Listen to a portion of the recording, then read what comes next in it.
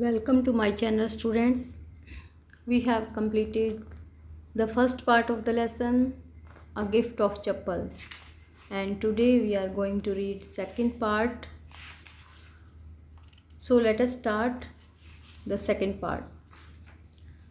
लेकिन बच्चों ये पार्ट जो है आपका थोड़ा लेंथी है, तो आपका वीडियो लेंथी बन जाएगा, इसीलिए मैंने आपको हम इसमें पेज नंबर 25 तक ही रीड करेंगे इस पार्ट में, और हमारा जो बचा हुआ लेसन है वो हम नेक्स्ट वीडियो में कंप्लीट करेंगे। अभी तक हम पढ़ चुके हैं कि मृदु जो है वो अपने कज़न के घर आती है, रुक्मणी उसकी आंटी है, उसके घर पर वो पहुंचती है और वो सभी बच्चे मिलकर एक किटन के बारे में बातें करते हैं, एक बिल्ली के बच्चे के बारे में बातें करते हैं। तो उसके बाद हम बात करते हैं म्यूज़िक मास्टर की, जिसके पास के मृदु की एक कज़न सिस्टर है जिसका नाम लल्ली है, और वो वायलिन प्ले करना सीख रही है म्यूज़िक मास्टर से। इससे आगे हम पढ़ते हैं अभी। Mridu crept up to the window. Mridu जो है वो विंडो से आने वाली आवाज़ को सुनने के लिए विंडो की तरफ सरकती है। Lally was sitting a little distance away, awkwardly holding her violin and bolstering her elbows jutting out and her eyes glazed with concentration. तो लली कैसे बैठी है वो मृदु देखती है उसको खिड़की में से। लली जो है कुछ दूरी पर बैठी है, अटपटे ढंग से बैठी है वो, क्योंकि उसको वायलिन जो है अच्छे से पकड़ना भी नहीं आता। तो उसने कैसे पकड़ा हुआ है इसको, एक अपनी कोहनी जो है उसकी एक धनुष बाण की तरह लग रही है, लेकिन वो कंसंट्रेट करने की जो है कोशिश पूरी कर रही है, और अपनी आँखों जो है उसकी आँखें चमक रही हैं, ग्लेज्ड। तो उसकी आँखें जो हैं चमक रही हैं, किससे? कंसंट्रेशन से, यानी कि वो कोशिश कर रही है कि वो वायलिन बजाना सीखे। In front of her, with most of his back to the window, was the bony figure of the music master. तो उसके पास ही, उसके सामने जो है एक bony figure, यानी कि एक हड्डीला शरीर है जिसका, वो एक म्यूज़िक मास्टर बैठा हुआ है। He had a mostly bald head. उसका जो सिर है वो गंजा है, with a fringe of wild black hair falling around his ears. लेकिन बस उसके कानों के पास बाल हैं, काले हैं जो कि, और तेल लगा हुआ है उनमें। एन ओल्ड फैशनड टफ्ट होता है चोटी, तो उसने एक चोटी बनाई हुई है, टफ्ट यानी कि चोटी, ओल्ड फैशनड चोटी यानी कि उसने पुरानी डिज़ाइन की एक चोटी बनाई हुई है। अ गोल्ड चैन ग्लीम्ड, और एक सोने की चैन चमक रही है, अराउंड हिज लेदरली नेक। लेदरली नेक जो है उसकी, लेदरी नेक यानी कि उसकी झुर्रीदार जो नेक है, क्योंकि वो बूढ़ा है तो झुर्रीदार चमड़े के समान दिखने वाली उसकी गर्दन में एक चेन चमक रही है। And a diamond ring glittered on his hand as it glittered up and down the stem of the violin. तो उसने एक डायमंड की अंगूठी भी पहनी हुई है अपनी एक उंगली में, ग्लिटर्ड वो भी चमक रही है, और ग्लिडिड का मतलब होता है मूव्ड। देखिए मूव्ड लिखा हुआ है यहाँ पर, ग्लिडिड का मतलब है मूव्ड अलोंग स्मूथली, यानी कि स्मूथली वो ऊपर नीचे जा रही है, जैसे कि वो वायलिन बजा रहा है, तो उसके हीरे की अंगूठी जो है वो चमक रही है। A large foot stuck out from beneath his gold bordered veshti edge. Veshti होती है धोती, तो गोल्ड बॉर्डर बना हुआ है जिसकी, उसकी धोती पर, उसके नीचे से उसका पैर जो है वो दिखाई दे रहा है। And he was beating time on the floor with the scrawny big toe. Beating time यानी कि वो ताल के साथ बीट मिला रहा है, जैसे जैसे उसका टो जो है, स्क्रानी टो, जिसकी बात पहले हो रही है कि वो चप्पल थी उसके ऊपर उसका निशान था स्क्रानी टो का, तो वही उसका जो है पैर का अंगूठा, उसको वो बीट के साथ साथ फर्श पर बजा रहा है। He played a few notes, उसने कुछ नोट्स बजाए। Lalli stumbled behind him on her violin, और लली जो है कोशिश करती है उसके पीछे पीछे बजाने की, लेकिन वो लड़खड़ाती है। विच लुक्ड क्वाइट हेल्पलेस, और वो मजबूर सी नज़र आती है। And unhappy in her hands,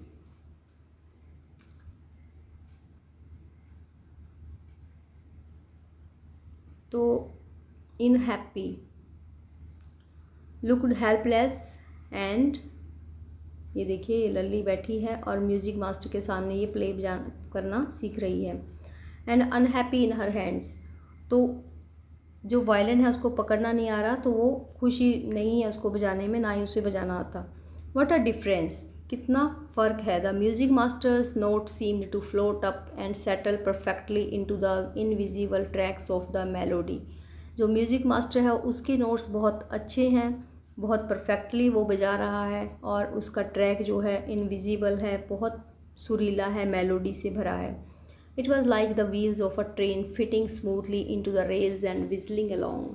और जो म्यूज़िक मास्टर का वायलिन प्ले करना है वो एक ऐसा है जैसे ट्रेन जो है, ट्रेन के पहिए स्मूथली चल रहे हैं रेलवे लाइन पर और सीटी बजा रहे हैं। एज रवि सेड, रवि ने कहा, Mridu started at that huge, stared at that huge bronzed hand moving effortlessly up the violin stem making lovely music. तो ये लवली म्यूज़िक को बजते हुए देखकर मृदु जो है उस बड़े हाथ को देखती है जिसमें कि उसने रिंग पहना हुआ है, और वो मूविंग कर रहा है उसका हाथ एफर्टलेसली, यानी कि उसको वो परफेक्ट है बजाने में, तो उसका वायलिन का स्टेम जो है वो उस पर स्मूथली उसका हैंड अप एंड डाउन जा रहा है।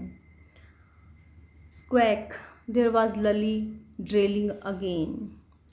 तो स्क्वैक का मतलब है कर्कश आवाज़, जो कि लल्ली प्ले कर रही है। Amma came a wail from the gate, तो गेट से आवाज़ आती है, इतने में अम्मा कोई बुला रहा है। Amma oh, Ravi said the beggar away, तो अम्मा कहती है रवि उस बैगर को दूर भगा दो। क्राइड हिज मदर, उसकी मम्मी उसको बोलती है। From the back veranda, veranda होता है आपको पता है जिसको बरामदा कहते हैं हिंदी में, वेरांडा वर्ड, इसके आपको स्पेलिंग अच्छे से याद करने हैं students. Where she was chatting with Tapi, जहाँ वो तापी से बातें कर रही है पीछे के बरामदे में बैठी हुई, वहीं से वो कहती है कि बैगर को दूर भगा दो।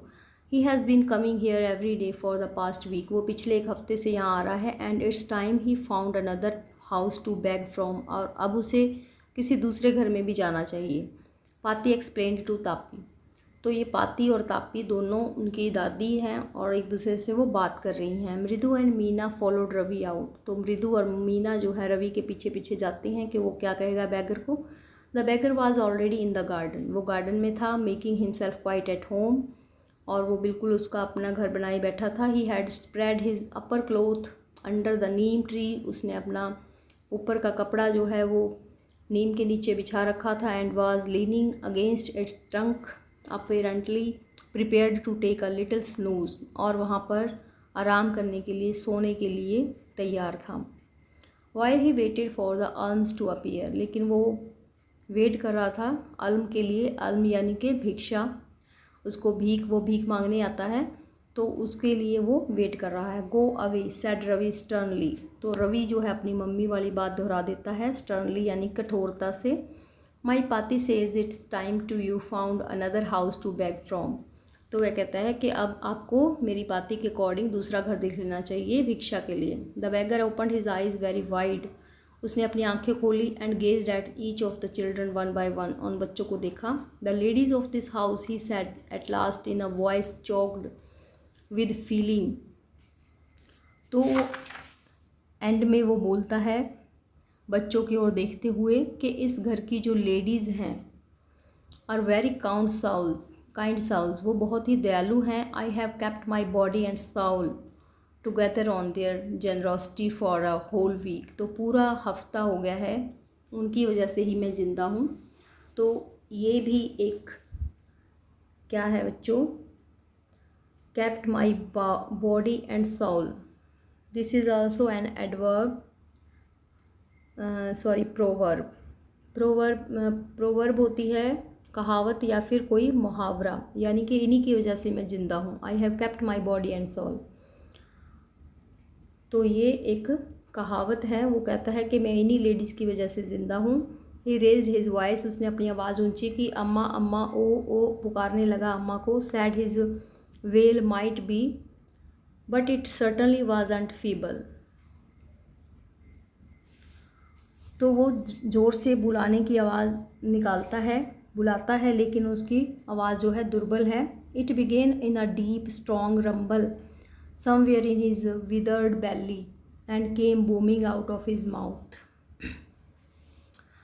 तो वो it began in a deep strong, तो यानी कि वो बहुत ही गहरी और तेज़ आवाज़ में बोलना चाहता है लेकिन वो गिड़गिड़ाता है। समवेयर इन हिज विदर्ड बेली, वो अपने भूखे पेट के लिए मांग रहा है। And came booming out of his mouth, और जो है उसके मुंह से ये आवाज़ें निकल रही हैं। With its few remaining teeth stained brown with betel chewing, तो ये उसके मुंह में कुछ ही दांत बचे हैं और जो कि पान चबाने के कारण ब्राउन हो गए हैं। तो वो उसकी आवाज़ जो है दुर्बल है, वो तेज़ी से नहीं बोल पा रहा है। Ravi tell him there is nothing left in the kitchen called Rukmani. Rukmani फिर से कहती है कि रवि उसको बोल दो कि किचन में कुछ नहीं है। And he is not to come again, और उसे दोबारा ना आए। Tell him that she sounded fed up, वो उससे तंग आ चुकी थी उस भिखारी से। Ravi didn't have to repeat it all to the beggar, तो रवि ने ये सभी कुछ बैगर के पास दोबारा से रिपीट नहीं किया। What his mother said had been easy for them all to hear there under the neem tree the beggar sat up and sighed. तो बैगर था जो वो नीम के नीचे बैठा था और ठंडी आहें ले रहा था। आई विल गो, मैं चला जाऊँगा ही सेड वियरली। तो उसने थके हुए अंदाज से कहा कि मैं चला जाऊँगा। Only let me have a rest here under this tree, कुछ देर मुझे यहाँ आराम करने दीजिए। The sun is so hot, बहुत ही गर्मी है। The tar has melted on the road, तारकोल जो है वो रोड पर मेल्ट हो गई है। My feet are already blistered, blistered का मतलब होता है बॉल्स या bubbles on the skin from burns और रबिंग, यानी कि पैरों पर छाले पड़ गए हैं मेरे पहले ही। He stretched out his feet to show large pink peeling blisters on the soles of his bare feet, तो उसने अपने पैर दिखाते हुए कहा, स्ट्रेच करते हुए, कि ये देखो मेरे पैरों पर बड़े बड़े छाले पड़ गए हैं। I suppose he doesn't have the money two by chappals, मृदु विस्पर्ड टू मीना रवि। तो मृदु होती है जो, वो भी उनके साथ होती है, मीना और रवि को कहती है कि शायद इसके पास पैसे नहीं है चप्पल खरीदने के लिए। Have you got an old pair in the house somewhere, क्या तुम्हारे पास घर में कोई पुरानी चप्पल का जोड़ा पड़ा है। I don't know said Ravi, Ravi ने कहा मुझे नहीं पता। Mine are too small to fit his feet, मेरी चप्पल इसको नहीं आएंगी क्योंकि वो छोटी हैं। और I would have given them to him, या फिर मैं अगर आती तो मैं उसे दे देता। And his feet were larger than Mridu's and Meena's, तो और उसके जो पैर हैं वो मीना और मृदु से भी बड़े हैं।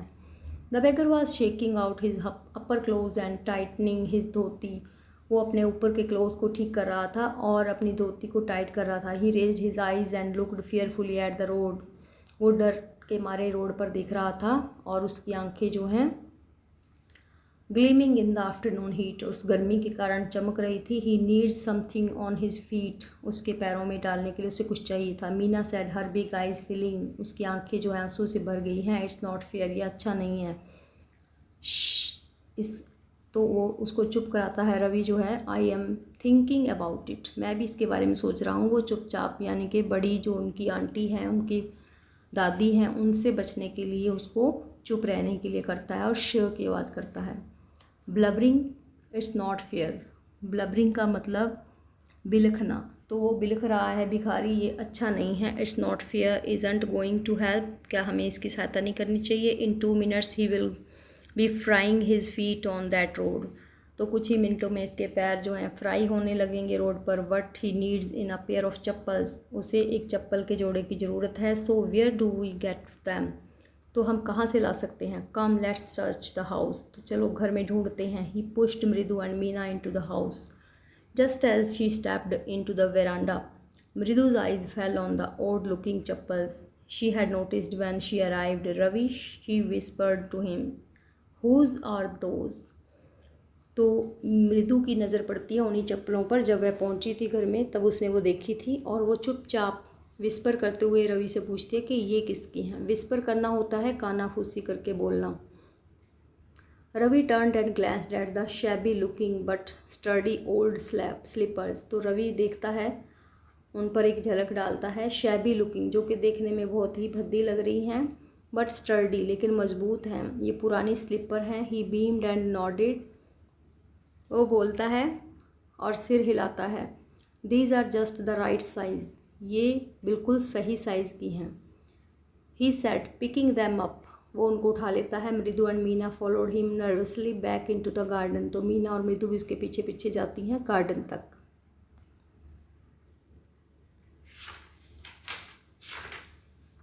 सो स्टूडेंट्स, हम इस वीडियो में यहीं तक पढ़ेंगे, क्योंकि इससे वीडियो लंबा हो जाएगा और आप बोर हो जाएंगे और एक वीडियो में आप नहीं सुन पाएंगे। और एक बात स्टूडेंट्स, अगर आपको मेरी रीडिंग समझ में आ रही है तो मेरे चैनल को सब्सक्राइब कर दें और बेल आइकन को भी दबा दें, ताकि आपके तक जब भी मैं कोई वीडियो अपलोड करूं तो आप तक पहुंच पाए। Thanks students.